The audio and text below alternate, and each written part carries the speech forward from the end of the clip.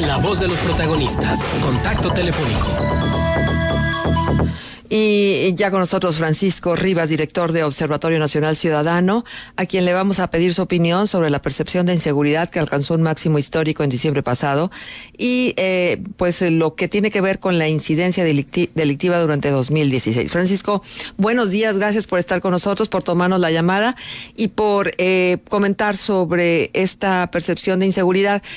Casualmente sale en días aciagos, ¿no? 19 muertos en Chihuahua el fin de semana, lo que sucedió en Quintana Roo, en lo que tiene que ver con este lugar que se llama Blue Parrot, donde desgraciadamente hubo 5 muertos, y bueno, un rosario de muertes a lo largo y ancho de la República. Pero bueno, parece que en algunas ciudades vamos mejorando, incluyendo en la comarca lagunera. ¿Qué tal, Marcela? Muy buenos días a ti y a todo el auditorio. En efecto, parece ser que Coahuila algunas cosas aparentemente las ha hecho bien. Por lo menos la estadística refleja ciertas mejoras sustanciales que se han sostenido. De hecho, si nosotros volteamos a ver a la frontera norte, teníamos 3 casos de éxito que eran casos icónicos, que era Baja California, Chihuahua y Nuevo León. Sin embargo, pues vemos cómo las 3 entidades hoy revirtieron los datos positivos y particularmente en el 2016, pues la situación de Baja California, de Chihuahua en particular, pero Nuevo León y el caso Monterrey, o toda el área metropolitana de Monterrey, pues han sido ejemplo hoy de cómo pues algo que se puede avanzar, se puede retroceder también. Baja California y Chihuahua en particular, como te decía, están sumidos en la violencia en este momento. En el recuento que tú das, pues no podemos dejar de citar lo que pasó también el fin de semana en Guerrero, donde no son una serie de muertes aisladas, sino eventos relacionados entre sí. Evidentemente, un ejemplo más de que la violencia, la alta incidencia que tenemos en el país se sigue manteniendo y no ha logrado ceder.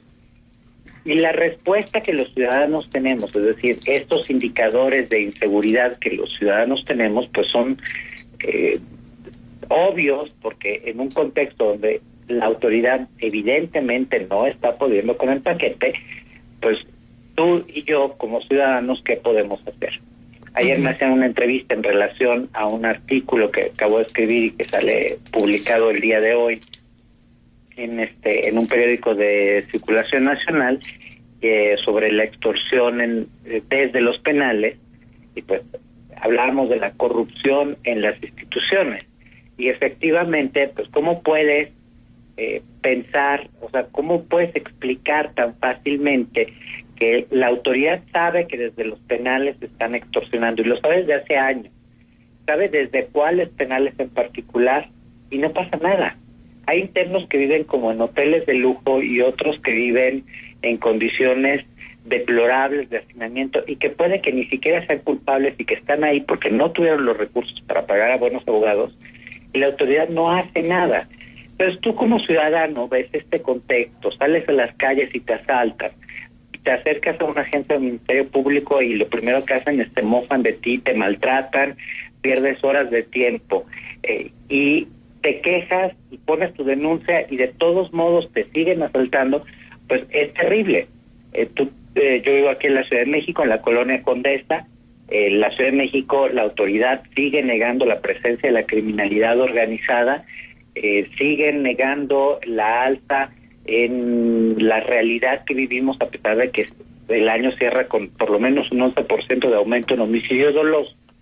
Y en 2 días hubo 2 asaltos con 2 heridos de bala en plena colonia Condesa, que pasaba por ser una colonia tranquila, y los 2 a 150 metros. Y la respuesta de la autoridad es que estamos trabajando. Pues sí, pero evidentemente no lo están haciendo bien.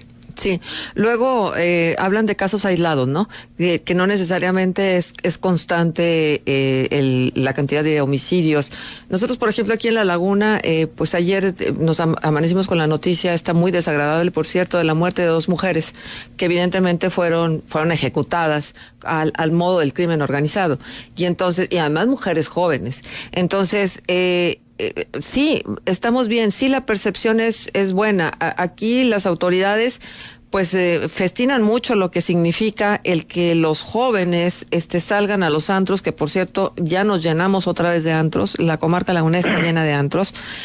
Yo no sé si eso sea bueno o sea malo, o si sea el antecedente desde donde se cimienta también la posibilidad del narcomenudeo y de situaciones irregulares que tienen que ver con el actuar de los grupos criminales.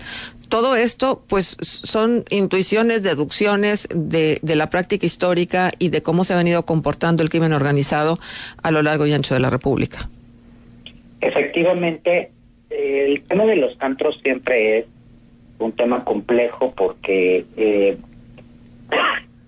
obviamente estos se prestan a muchas actividades criminales, desde trata de personas hasta venta de sustancias prohibidas. Pero no podemos tampoco criminalizar una actividad que puede estar con todas las de la ley.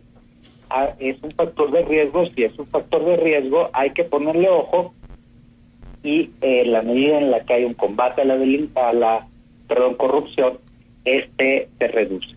Sin embargo, pues Coahuila hoy debe estar muy atento de una cosa. Este año tienen elecciones y las elecciones van a poner en discusión los equilibrios logrados en la nación.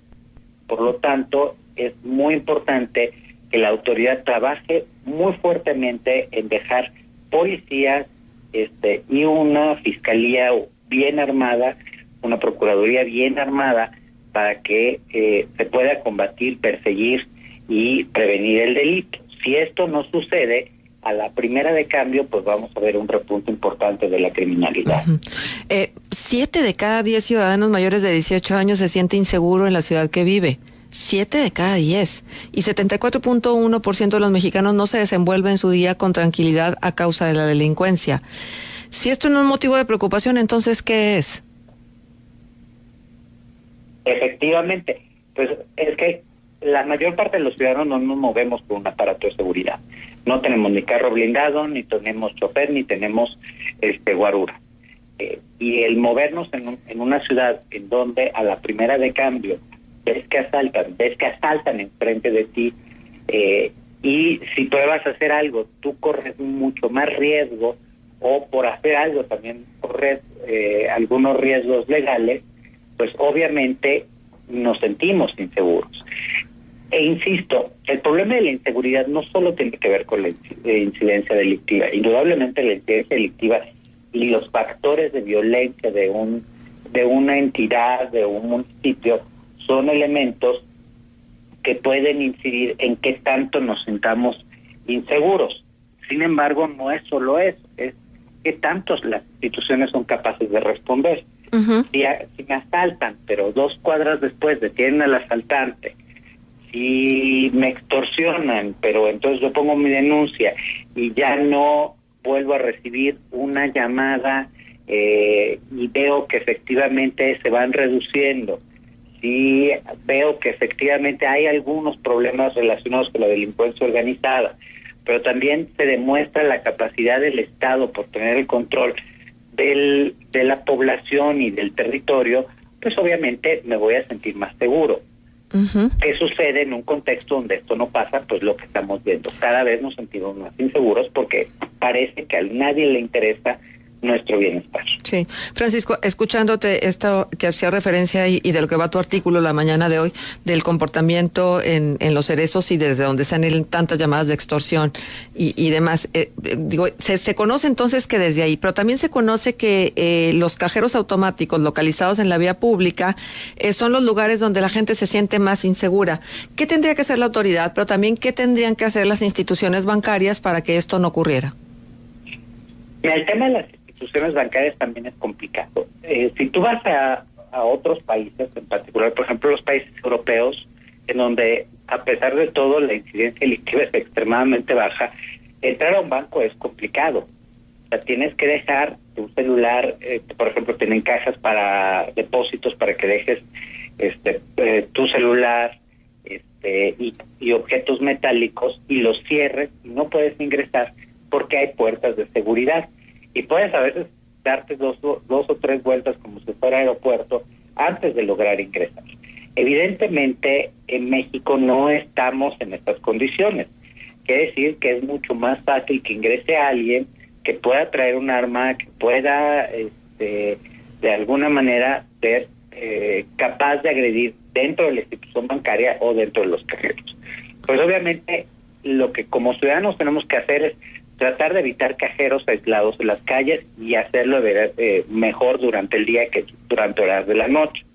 Lo malo es que cuando necesitamos el efectivo lo necesitamos, a veces no hay como mucho de dónde hacernos, pero pues privilegiar el no traer traer un mínimo de efectivo pero no traer tanto, el privilegiar no tener demasiado dinero en la cuenta bancaria, es decir, si tenemos, por ejemplo, si nos depositan nuestro salario, pues moverlo a otro tipo de instrumentos que nos permita mover el dinero rápidamente, pero que no esté el dinero ahí, porque pues, si nos asaltan y ven que tenemos 15, 20 mil o 30 mil pesos o mucho más, pues nos pueden, incluso podríamos ser víctimas de un secuestro express, porque esto podría ser que luego nos traigan a estar tratando de sacar todo lo que hay dentro del cajero. Uh-huh. Tratemos de ir a los cajeros que están en centros comerciales. O sea, podemos hacer algunas cosas y es importante que nosotros nos hagamos responsables de nuestra seguridad, pero por más que el ciudadano trate de hacer, si no hay una autoridad que cumpla con su función, el ciudadano puede hacer muy poco en realidad. La responsabilidad de proveer seguridad es del Estado. Y si el Estado decide no hacerse cargo de esta responsabilidad, entonces que no sean servidores públicos, que se dediquen a otra cosa, porque evidentemente esa no es su chamba. Uh-huh. Si no pueden darnos seguridad, quiere decir que no pueden hacer ese trabajo. Uh-huh. ¿Cómo afectarían los procesos electorales a las entidades donde habrá elecciones y la vinculación que pudiera haber entre el hecho político y la seguridad? Pues mira, generalmente cuando hay procesos electorales hay muchos aspectos que se empiezan a mover. Los partidos políticos no son limpios en la manera en la que operan y utilizan de manera política la seguridad, cosa que no debería suceder, siendo un tema particularmente delicado. Por lo tanto, en la medida en la que hay grupos de interés involucrados, pueden mover acciones para que empiecen a subir determinados delitos, que puede ser incluso pues movimientos artificiales. Esto se ha visto y se ha detectado en algunas partes. ¿Qué serio? Otro aspecto que es importante es que en los procesos electorales generalmente la autoridad tiende a dejar de hacer algunas cosas y privilegiar otras, precisamente pues para llamar la atención, para lucirse mejor, para que se vea que sí está cumpliendo, etcétera, etcétera, etcétera. Y de esta manera muchos de los programas y planes de más amplio respiro pues son afectados y a veces se encuentran hasta vacíos en la cadena de mando que hacen que la autoridad misma, perdón, a veces pierda el rumbo. Y en ese sentido, pues los delincuentes son hábiles, porque aprovechan todo espacio que la autoridad deje de lado para poder iniciar a repuntar y hacerse las plazas. Uh-huh. Y luego tenemos casos sabidos en donde también hay negociaciones entre las autoridades y los grupos de delincuencia que obviamente con las nuevas autoridades esos equilibrios cambian. Uh-huh. Entonces hay que estar muy atentos en esto. Francisco, hay otro tema que tiene que ver con los recortes presupuestales al tema de seguridad, sobre todo al tema de prevención del delito. Y ahora, bueno, que está tan movida nuestra economía con el gasolinazo que ya fue y el gasolinazo que viene y la andanada de incrementos de precios en prácticamente todo, ¿cómo influye el factor recursos con lo que tiene que ver con protección y seguridad para el ciudadano? Mira, no debería influir porque en particular el tema de seguridad, sobre todo los temas como mucho más de sustancia, están protegidos dentro de los presupuestos. Obviamente, en la medida en la que hay menos recursos, se hacen menos actividades y algunas de ellas importantes no se llevarán a cabo. Pero Si nosotros volteamos a ver los últimos años, los últimos 10 años, recursos en materia de seguridad han habido muchísimos. Y la falta de resultados pues ha seguido siendo prácticamente la misma. Esto en particular porque nuestras autoridades no han sabido utilizar bien los recursos públicos o abiertamente pues han hecho mal uso de los recursos públicos y de esta manera han afectado el desarrollo de las instituciones de seguridad. Si nosotros volteamos a ver para hacer un análisis y entender cuánto se ha gastado para capacitar a policías, para reconstruir instituciones de procuración de justicia localmente, no entendemos por qué les siguen pagando 3 pesos, porque literalmente les pagan muy mal al personal de las procuradurías, de las secretarías de seguridad pública. No hablemos de los custodios, que son los peor pagados, maltratados laboralmente, maltratados por sus jefes. No se ha cumplido la carrera policial, el desarrollo del sistema policial que está en la ley. No se han cumplido el tema de los bloqueadores de señal. No se ha cumplido el tema de reforma a los centros penitenciarios. Es decir, volteamos a ver y pues efectivamente preocupa el recorte presupuestal, porque si cuando hubo las condiciones que estuvieron no mejoraron, ahora que no hay, ¿qué va a pasar? Uh-huh. El tema es que el problema no es la falta de recursos en este momento y la crisis económica que también estamos viviendo y que es un factor que agrega riesgos, no tanto a la operación de la institución, sino más bien a que con las crisis económicas uh-huh. aumentan ciertos delitos, uh-huh. pero el problema es que el dinero se lo han estado robando, o sea, lo han estado mal usando o se lo han abiertamente robado, porque no es posible que en un lugar del país ciertos insumos te cuesten el doble o el triple, como son los chalecos, antibalas, como son los uniformes respecto a otras partes del país. No uh-huh. está justificado y las autoridades, incluso las federales, por mucho tiempo lo toleraron y no hicieron nada. Uh-huh, exacto. En fin, Francisco, que cada vez que te escuchamos tenemos la misma impresión. El tema de seguridad es inagotable y además es algo que no nadie se puede decir triunfante, porque igual que están las cosas bien, mañana pueden estar mal. Quiero volver a citar el tema Cancún, porque en este momento pues está teniendo una cobertura importante, no nada más por la tragedia que ocurrió en Playa del Carmen, sino también por lo que ocurrió en la ciudad de Cancún con los tiroteos y demás. Entonces, creo que hay que ponerle mucha atención al tema y es una tarea inacabada siempre. Exactamente, y si me permites nada más cerrar con esto, yo creo que Cancún es muy buen ejemplo, porque si algo nosotros estuvimos señalando es que había un problema de ocultamiento o por lo menos de maltratamiento de la información estadística.